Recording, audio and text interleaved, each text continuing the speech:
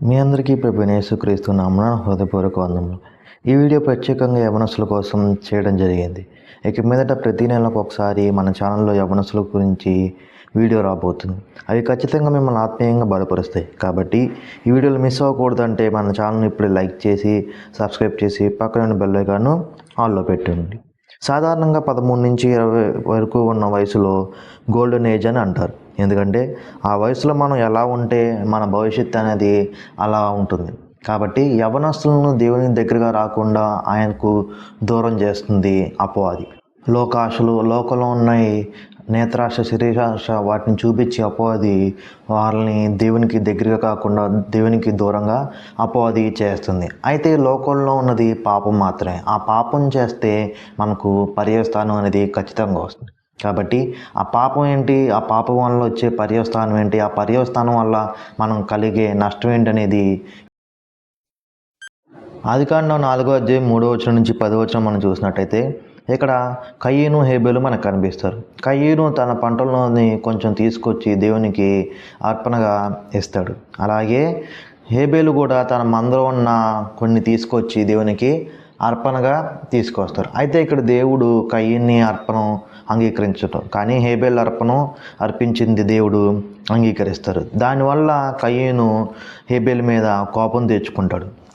ఆ కోపం తెచ్చుకొని ఏం చేస్తాడంటే కయీను తన తమ్ముడైన హేబేల్ మీద పడి అతన్ని చంపేస్తాడనమాట.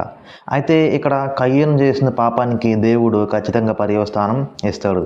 అదే ఆదికాండం 4వ అధ్యాయం 11 నుంచి 14 వచనాలు మనం చూసినట్టయితే దేవుడు కయీన్ని శపిస్తారు. పర్యవస్థానం ఏంటంటే తను ఇంట్లో ఉండకుండా తిరుగుతాడు, తను దేశదిమ్మరై తిరుగుతాడని దేవుడు అతనికి శపిస్తారన్నమాట.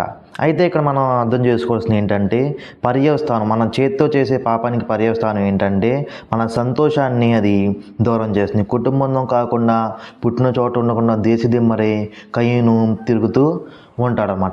కాబట్టి యవ్వనస్తులైన మనం కోపగించుకునే ముందు ఒకసారి ఆలోచించాలి. ఆ కోపంలో మనం తీసుకునే నిర్ణయాలు, మనం చేసే పనులు దానివల్ల కలిగే నష్టం మళ్ళీ మనం వెనక్కి తీసుకురాలేము. కాబట్టి యవ్వనస్తులైన మనం కోపగించుకునే ముందు ఒకసారికి ఆలోచించుకోవాలి. అపవాది మనల్ని పాపంలో పడేయడానికి, మనకి కోపం తెప్పించి ఆవేశంలో పనులు చేయడానికి ప్రయత్నిస్తాడు. మనం ఏమాత్రం వాడి విచ్చులో పడకూడదు.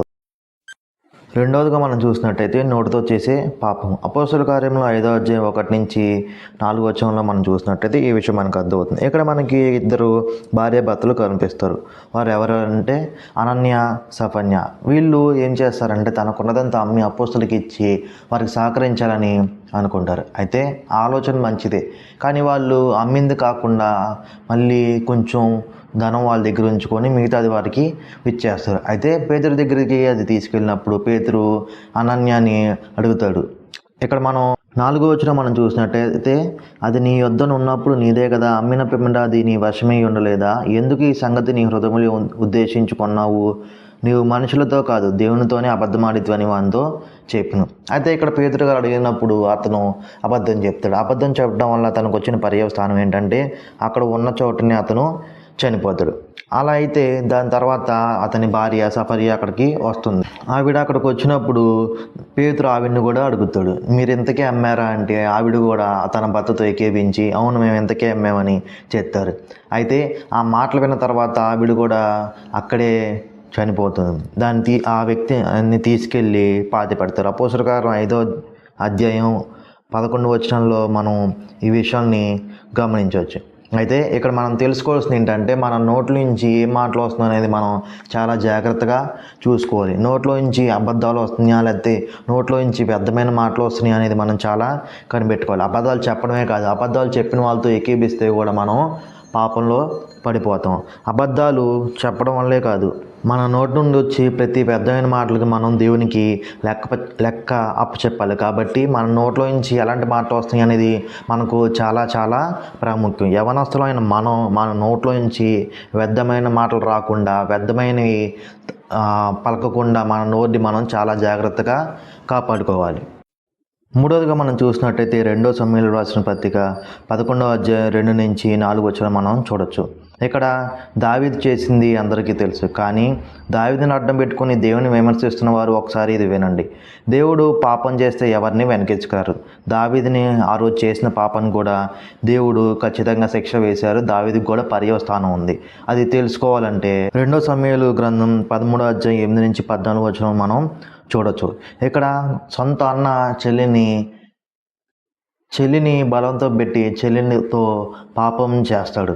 అయితే ఇక్కడ మనం చూసినట్టయితే అది చేయడం ఆ చెల్లికి ఎంతగానో ఇష్టం అనేది లేదు, కానీ అన్న బలవంతం చేసి ఆ స్త్రీతో పాపం చేస్తాడు అనమాట.